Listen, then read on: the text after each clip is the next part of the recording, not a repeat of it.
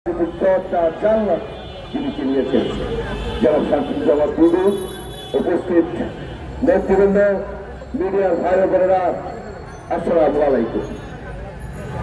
আজকে প্রতিবাদের ভাষা আমাদের কাছে নাই। আমরা জানি সারা বিশ্বে আওয়ামী সন্ত্রাসী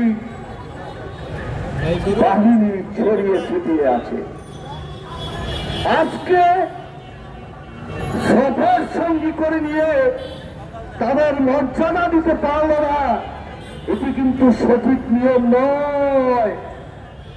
তবে যে সমস্ত অসভ্য বর্বর বাংলাদেশের সভ্যসাচী রাজনৈতিক নেতৃত্ব, সর্বোচ্চ মেধাবী মানুষ, তাকে অপমান করতে চাইছ, তুমি তোমার পিতাকে অপমান করেছ।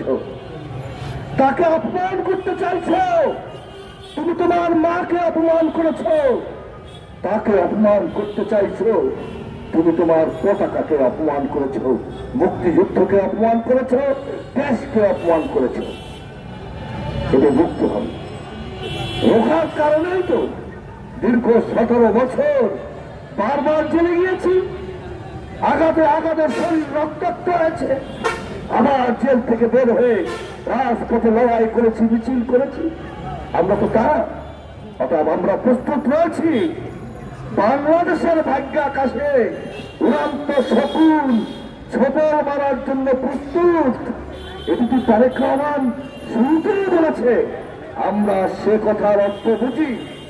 আজকে নির্বাচনকে বানচাল করার জন্য বিশ্বের ইতিহাসে কোন গণতান্ত্রিক দেশে যে পদ্ধতিটি নাই, নেপালে 17-16 বছরে 14 বছর রাষ্ট্রপতি পরিবর্তন হয়।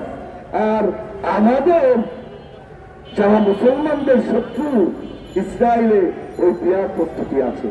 প্রশ্ন জেগেছে, বাবারা তোমরা সেটা এই দেশে চাও কেন?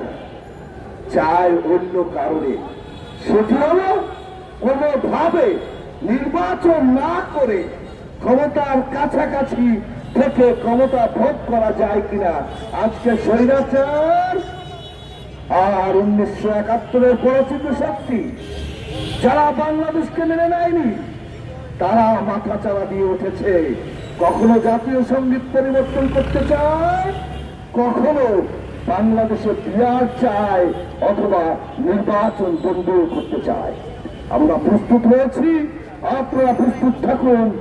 আগামী ফেব্রুয়ারির নির্বাচন যে কোনো মূল্যে এদেশে বাস্তবায়ন করে ওই শহীদ সেই স্বপ্ন 1971-এ যে কারণে মুক্তিযুদ্ধ তিনি ঘোষণা করেছিলেন, সেই ভাব আর ভোটের অধিকার 31 দফার মধ্য দিয়ে আমরা বাস্তবায়ন করব। আমরা 180 দিনের যে কর্মসূচি দিয়েছি সেটা তো মাথা খারাপ হয়ে গেছে অনেকে। 6 মাসে 1 কোটি মানুষকে কর্মসংস্থান দেওয়া হবে। এই কথাগুলো হয়তো দুদুভাই বলবে, কিন্তু আমরা ওই 31 দফা নিয়ে ঘরে ঘরে যাব এবং ফেব্রুয়ারিতে নির্বাচন হবে। এই প্রত্যাশা রেখে আপনাদেরকে ধন্যবাদ জানিয়ে বক্তব্য শেষ করছি। ধন্যবাদ।